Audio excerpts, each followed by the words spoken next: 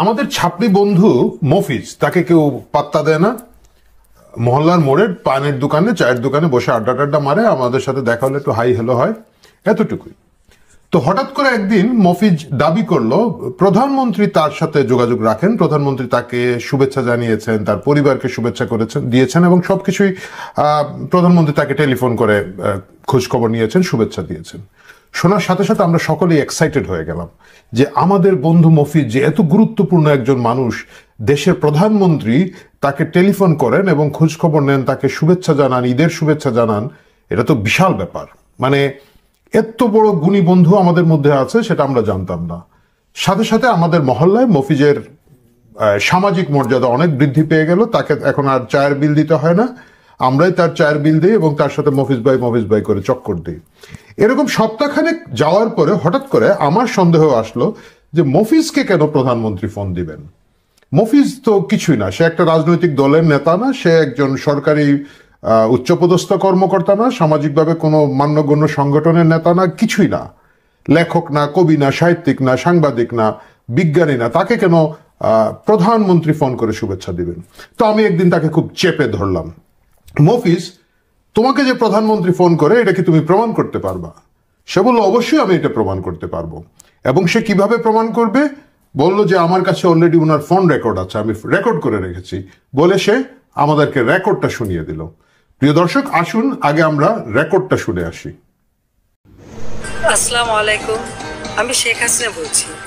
বছর ঘুরে আমাদের মাঝে আবার এসেছে পবিত্র ঈদুল আজহা। করোনা ভাইরাসের মহামারীর এই দুঃসময় সকল আধার কাটিয়ে ঈদুল আজহা আপনার জীবনে বয়ে আনুক অনাবিল আনন্দ। আসুন কোরবানির ত্যাগের মহিমায় উজ্জীবিত হয়ে দেশ ও দেশের মানুষের কল্যাণে আত্মনিয়োগ করি। আপনাকে এবং আপনার পরিবারের সকলকে পবিত্র ঈদুল আজহার শুভেচ্ছা জানাচ্ছি। ঠিকই ধরেছেন, মফিজ যে কথাটা বলেছিল এটা হচ্ছে ম্যানিপুলেশন। তার কথা গ্রামাটিক্যালি কারেক্ট, পলিটিক্যালি কারেক্ট, কারণ হচ্ছে সে একটা ফোন পেয়েছে, সেই ফোনটা প্রধানমন্ত্রী শেখ হাসিনা করেছেন এবং সে রিসিভ করেছে, রেকর্ড করে রেখেছে। কিন্তু মফিজ যেভাবে জিনিসটাকে উপস্থাপন করেছিল, মূল ঘটনাটা আসলে তা নয়। এই ধরনের ঘটনা যদি মফিজরা করে থাকে তাদের সামাজিক মর্যাদা বাড়ানোর জন্য, আমি সেটাকে ক্ষমাসুন্দর দৃষ্টিতেই দেখতে চাই। এটা মফিজদের লেভেলের বুদ্ধি।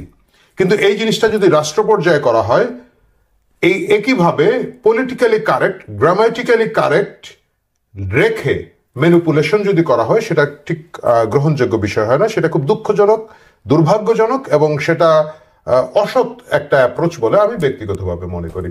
আপনারা প্রশ্ন করবেন যে ভাই এই ঘটনাটা কোথায় ঘটেছে? এই ঘটনাটা সম্প্রতি ডক্টর ইউনুস করেছেন।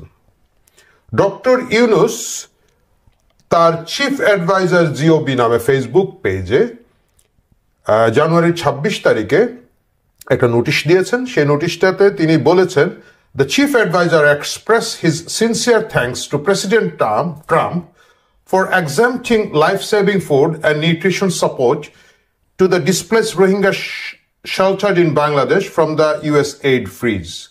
কথাটার বাংলা করলে দাঁড়ায়, প্রধান উপদেষ্টা প্রেসিডেন্ট ট্রাম্পকে সিনসিয়ার থ্যাঙ্কস মানে আন্তরিক ধন্যবাদ জানিয়েছেন ফর এক্সাম্পটিং বাদ দিয়ে রাখার জন্য life saving foods and nutrition support. Food and nutrition support হচ্ছে খাদ্য এবং পুষ্টি সহায়তা যেটা মার্কিন যুক্তরাষ্ট্র দিয়ে থাকেন রোহিঙ্গাদেরকে। সেই সহায়তাটুকু তার যে 3 মাসের ব্যান আছে, এইড ফ্রিজ আছে, সেইটা থেকে বাদ দেওয়ার জন্য উপদেষ্টা ধন্যবাদ জানিয়েছেন। প্রিয় দর্শক, এই কথাটার মানেটা কি দাঁড়ায়? এই কথাটার মানে দাঁড়ায় যে ট্রাম্প সারা বিশ্বে এইড ফ্রিজ করে দিয়েছেন, কোথাও কোনো সহায়তা 3 মাস যাবে না, তারা জিনিসটাকে বিচার বিবেচনা করবেন, যেটা মিডিয়া বলা হচ্ছে। কিন্তু রোহিঙ্গাদের খাবার এবং এইডটা তিনি দিচ্ছেন, এবং প্রধান উপদেষ্টা এই জন্য তাকে ধন্যবাদ জানাচ্ছেন।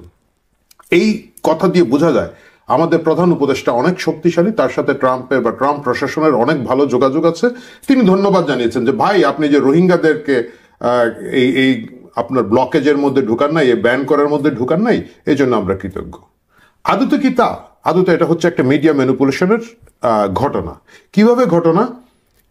কারণ মূল যে সার্কুলারটা তারা ট্রাম্প প্রশাসন থেকে দিয়েছেন, এখানে দুনিয়ার সকল জায়গায় ইমার্জেন্সি ফুড অ্যাসিস্ট্যান্ট এবং এই সংক্রান্ত জায়গাগুলোকে বাদ রাখা হয়েছে। তারা বলছেন না যে না শুধুমাত্র রোহিঙ্গা ক্যাম্পে ও আচ্ছা ইউনুস স্যার ওইখানে আছেন ওকে রোহিঙ্গা ক্যাম্পের খাবার দিয়ে দাও, তা না, গোটা বিশ্বেই হয়। আমি জিনিসটা স্ক্রিনে দেখাচ্ছি, তাদের যে 12 নম্বর পয়েন্ট আছে, তারা যে নোটিশটা জারি করেছেন সেই নোটিশের 12 নম্বর পয়েন্ট আমি আপনাদের জন্য পড়তে চাই।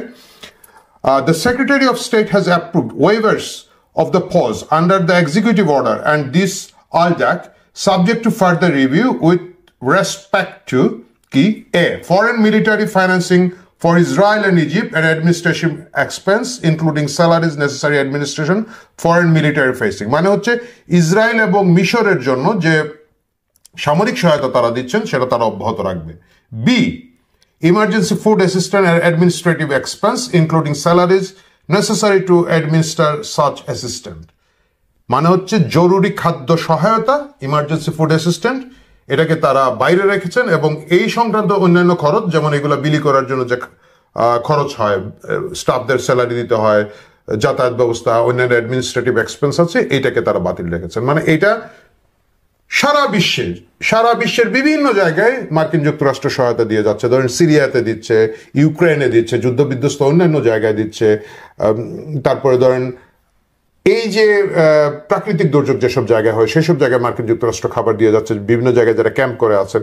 একইভাবে বাংলাদেশের রোহিঙ্গারা যারা আছেন তাদের জন্য মার্কিন যুক্তরাষ্ট্রের যে খাদ্য সহায়তা আছে সেটা অব্যাহত থাকবে। আলাদাভাবে কিন্তু রোহিঙ্গাদের কথা বলা হয় না, এটা জেনেরিক। এটা অনেকটা আমাদের সেই মফিজের শেখ হাসিনার শুভেচ্ছা বার্তা পাঠানোর মধ্যে, এটা একটা জেনেরিক শুভেচ্ছা। আমার ধারণা আপনারা সকলেই যারা দেখেছেন তাদের প্রায় অধিকাংশই হয়তো টেলিফোনে এই মেসেজটা পেয়েছেন, এটা সবসময় থাকে। মফিজ কিন্তু বলে নাই যে শেখ হাসিনা আর অনেককে দিয়েছেন, আমি জেনেরিক কল পেয়েছি। সে বলেছে আমাকে প্রধানমন্ত্রী ফোন করেছেন, আমার পরিবারকে ঈদের শুভেচ্ছা জানিয়েছেন, আমি এটা রেকর্ড করেও রেখেছি। Grammatically correct.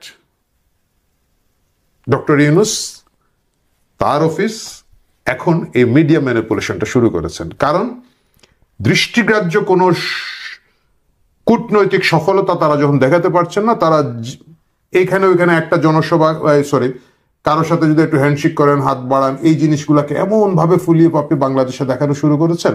আপনারা জানেন, আমার ঠিক পূর্ববর্তী ভিডিওতে আপনারা দেখবেন তার যে বিডা চেয়ারম্যান আছেন উনি একটা হাওয়াই কোম্পানির সাথে চুক্তি করে, এটাকে মার্কিন যুক্তরাষ্ট্রের ট্রাম্প প্রশাসনের সাথে প্রথম চুক্তি, এই ধরনের ম্যানিপুলেশন তৈরি করেছেন। সেটা হয়তো বিডার চেয়ারম্যানের ব্যাপারটাতে হয়তো আমরা একটু ক্ষমাসুন্দর দৃষ্টিতে দেখতাম, ওনার বয়স কম, অভিজ্ঞতা কম, যোগ্যতা কই আছে না আছে আমরা জানি না, কিন্তু এটা যখন ডক্টর ইউনুস করেন তার ভেরিফাইড ফেসবুক পেজ থেকে করা হয়, এটা খুব দুঃখজনক। প্রিয় দর্শক, সততা একটা ইম্পর্টেন্ট জিনিস। যদি আপনি নিজেকে সুশীল এবং সৎ সরকার হিসাবে প্রমাণ করতে চান, আপনি যদি একটা রাজনৈতিক দল হন, রাজনৈতিক সততা করবেন, রাজনৈতিক কৌশল করবেন, আমরা সেটা মেনে নিব। কিন্তু এই ইন্টারিম গভর্নমেন্ট যারা নিজেদেরকে সভ্যতা, শুভ্রতা, ভালোবাসার প্রতীক হিসাবে দেখান, সততার প্রতীক হিসাবে দেখাতে চেষ্টা করেন, তারা যখন এই ধরনের মিডিয়া ম্যানিপুলেশন করে ক্রেডিট নিতে চান, জিনিসটা দুর্ভাগ্যজনক, দুঃখজনক। সতর্ক থাকুন, সাবধান থাকুন। সকল ব্যর্থতাকে আড়াল করার জন্য এই ধরনের সুকৌশল সংবাদ, আমি এটাকে মিথ্যা সংবাদ বলি না, এটা মফিজের সংবাদের মতো ম্যানিপুলেটেড সংবাদ বা টুইস্ট করা সংবাদ বা একটু ডিফারেন্ট টাইপের ডেলিভারি করা সংবাদ থেকে আমাদের সবাইকেই একটু ভাবনা চিন্তা করে জানতে হবে কোনটা সত্য। গুগল আছে, গুগল করবেন, আর যদি গুগল করতে না পারেন তাহলে আমাকে ইনবক্সে জানাবেন, আমাকে মেসেজ করবেন, আমরা ঠিকই আপনাদের জন্য খুঁজে দিব আসলে কি ঘটছে। ভালো থাকুন, শুভেচ্ছা।